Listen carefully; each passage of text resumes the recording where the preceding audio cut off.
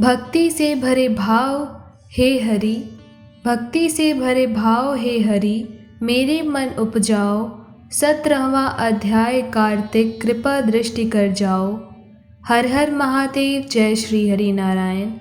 प्रिय श्रोताओं, आइए सुनते हैं कार्तिक मास महात्म कथा का 17वां अध्याय। उस समय शिव जी के गण प्रबल थे और उन्होंने जलंधर के शुंभ निशुंभ और महासुर कालनेमी आदि को पराजित कर दिया। यह देखकर सागर पुत्र जलंधर एक विशाल रथ पर चढ़कर, जिस पर लंबी पातका लगी हुई थी, युद्ध भूमि में आया।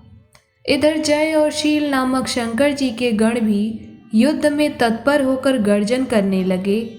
इस प्रकार दोनों सेनाओं के हाथी, घोड़े, शंख, भेरी और दोनों ओर के सिंहनाद से धरती त्रस्त हो गई।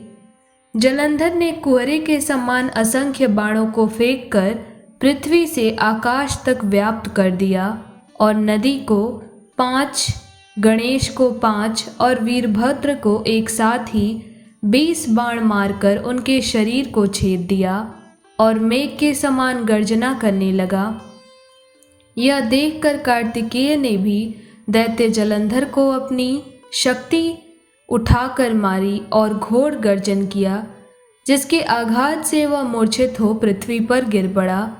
परंतु वह शीघ्र ही उठ पड़ा और क्रोधविष्ट होकर कार्तिकेय पर अपनी गदा से प्रहार करने लगा।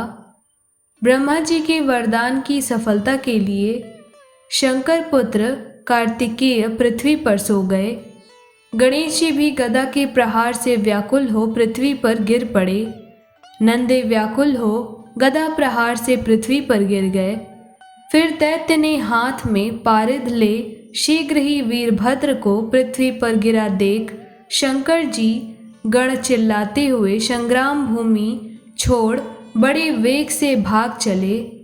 वे भागे हुए गण शीघ्र ही शिवजी के पास आ गए और व्याकुलता से युद्ध का सब समाचार कह सुनाया। लीलाधारी भगवान ने उन्हें अभय दे सबका संतोष वर्धन किया। इस प्रकार कार्तिक मास महात्म कथा का 17वां अध्याय पूर्ण हुआ। प्रिय श्रोताओं, इसके आगे की कथा कल 18वें अध्याय में आपको सुनने को मिलेगा।